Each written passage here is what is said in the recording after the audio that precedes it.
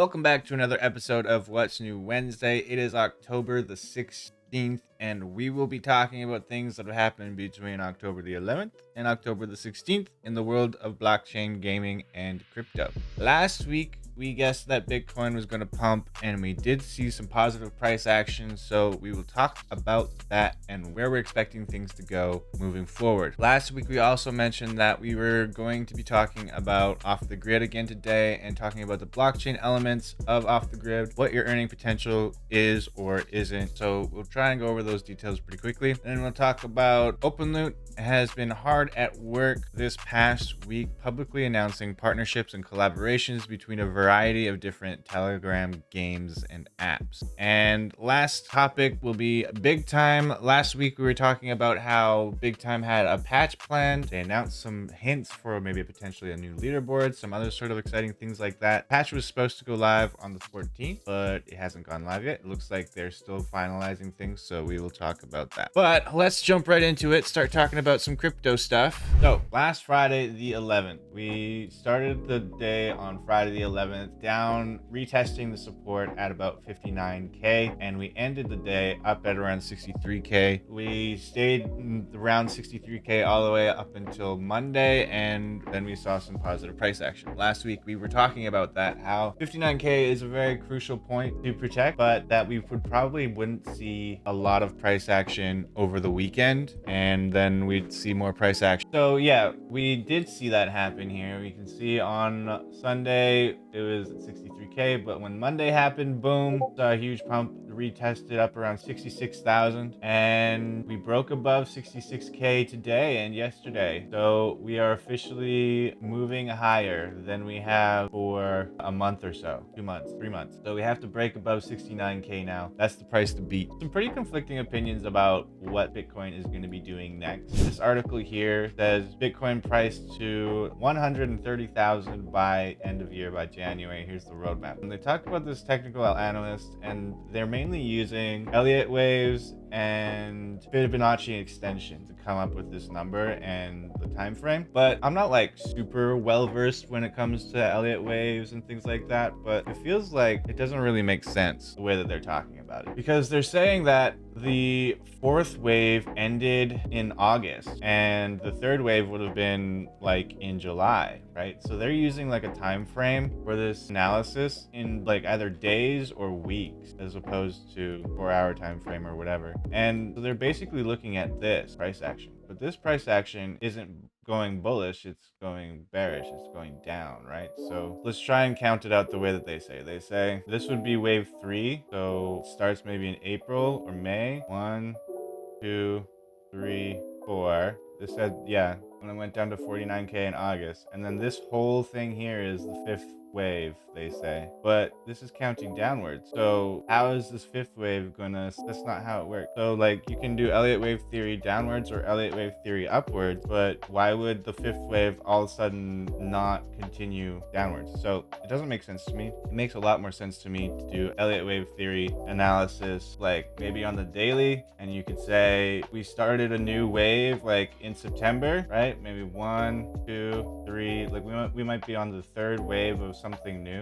3, 4, 5, we might see a break above 70k. But yeah, so this article doesn't really, I don't really jive with it personally. Doesn't really make a lot of sense, but to me it feels like the Elliott wave that we are on right now started in September, not all the way back in June, and that wave pattern is done in my opinion. But I digress. Either way, what does that really mean for Bitcoin and crypto? Are we going only up from here, or will we see ourselves test a new support range around 65k and turn 65k into support and try and break above 70k? That's going to be, I think, the next price to beat, like I said. So we'll have to see how the prices go over the next week or two, but maybe we will see some good prices coming into the end of October, moving into November. So okay, that's done. Off the grid, what are the blockchain elements? Last week I was kind of saying that this week we could talk a bit about what the earning potential is in off the grid, if there are any, and we'll talk about the blockchain elements. So let's give some basic details of Off the Grid. Off the Grid runs on its own private L1, which is launched on the Avalanche blockchain. So I don't know, it's kind of confusing, but essentially all you need to know is it's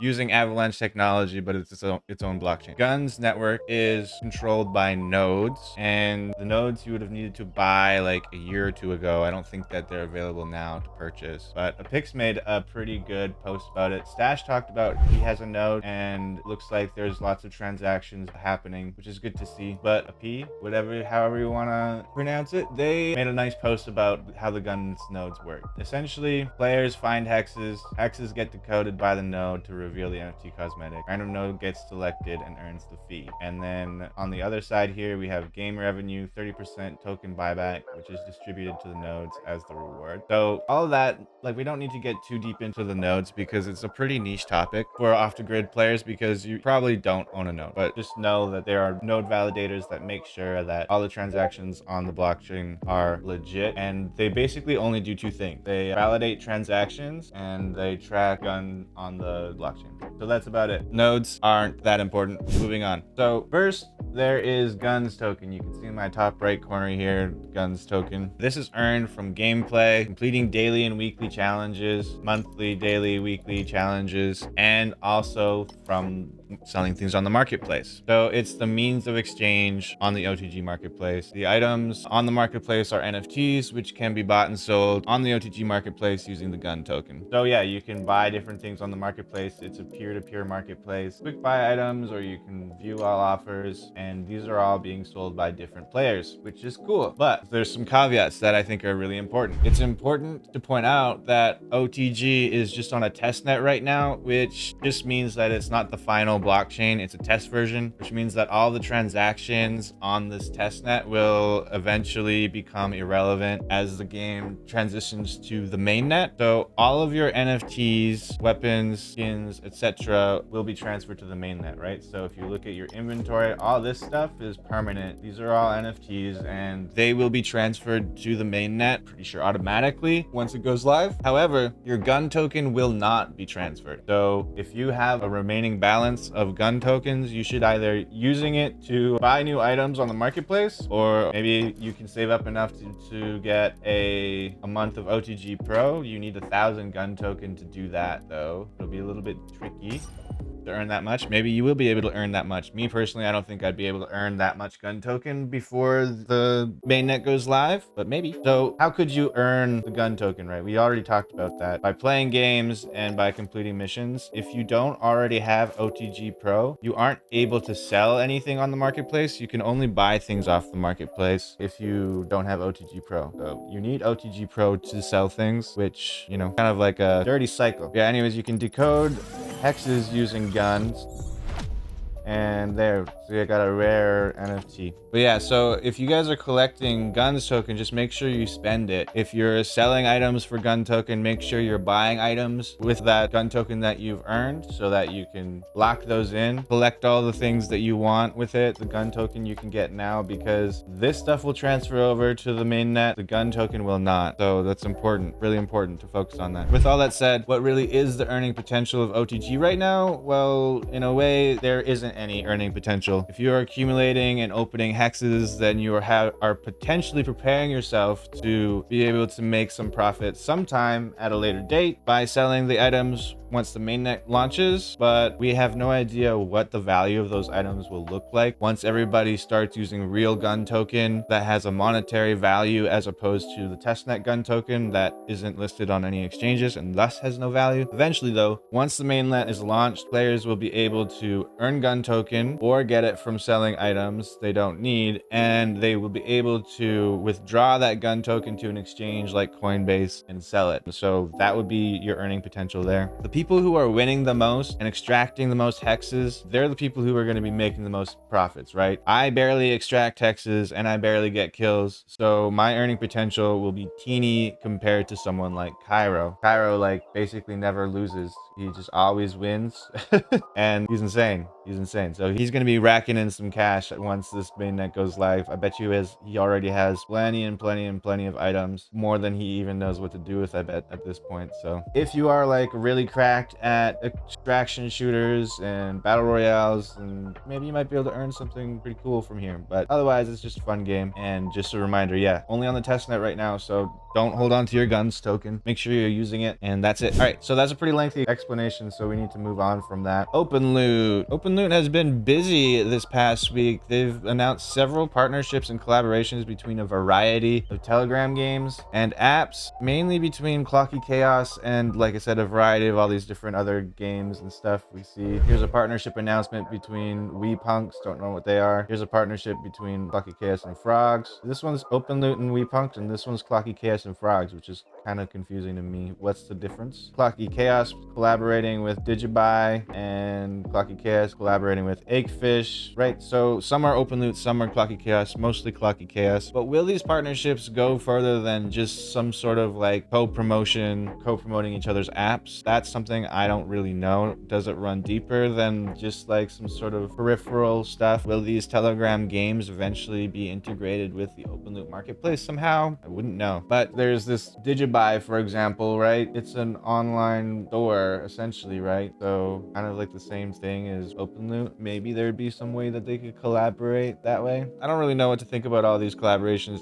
It's just kind of interesting that this past week they've been making plenty of different announcements with all these different games. If you're watching this and you know what these projects are and you want to shed some light on like what these collaborations could mean, then let me know definitely in the comments. And that's it for Openloot right now. But let's see. Last week we were talking about patch 0.30.9. We were really excited about it, and they kind of delayed it. They said it was supposed to come out on October the 14th. It hasn't come out until just now. The patch is just launched. On the 12th, they mentioned that the patch was currently in the final testing phase, and that with that patch, we would see the Halloween event go live. So it's just finally happened. Let's see what it says here. I haven't even read this. This patch brings a large number of changes to the game, including a new dungeon type, new challenges in Epoch City, a new community challenge, Collective Bash, interesting, the Halloween leaderboard event, Clockwork Harvest, and much more. We'd like to give special call out to all our player council members who have been supporting the game team during the testing of this patch. Their dedication and feedback make the game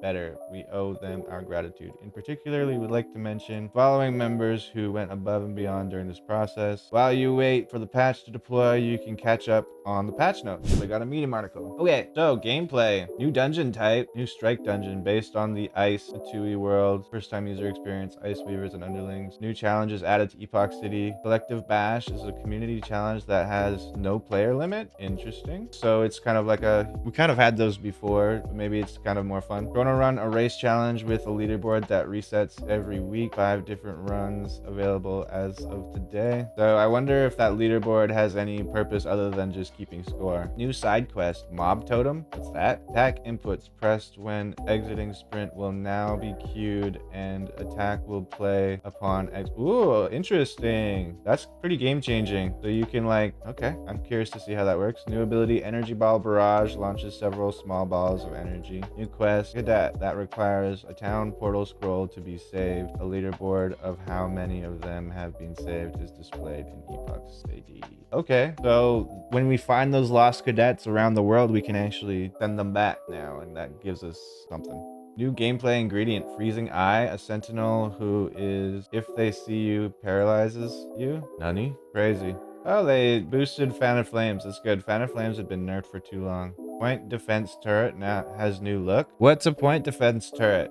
Is that about PvP? If a player dies and then reconnect to a server, they will be dead upon reconnecting until respawned by their party mates. Okay, chat. This just totally broke mod ship farming. This just totally broke mod ship farming. Can no longer Alt F4 to respawn. They will be dead no matter what. Chronographer, Entangler, Rift Generator, Bastion, Siege Mob balancing has been reworked. Soul Drain mob spawning has been revamped. Emote stations and dungeons have been improved. Players now last longer in the air. Feedback has been added when backstab successfully lands. I wonder what that did to backstab. Lightning Orb now conforms to the ground as it moves rather than flying in a straight line. There's a lot of changes, chat. Holy sheesh. This is a huge patch. But what I don't know is PvP a thing yet? Sorry, I got so distracted by all this. But looks like this is a huge patch and it's finally come out now. So that's good. We love to see it. Okay. So yeah, that's big time, guys. There's a big patch coming. We'll have a lot to talk about next week because we have a lot of exploring. We have a lot of feedback that we're probably going to be getting from the community. So we'll try and keep you guys posted on that. But that's it for What's New Wednesday today. If you are watching this in the future, make sure that you like, you subscribe, you leave a comment, and don't forget, tell somebody about it. And I will see you guys all next week. Peace.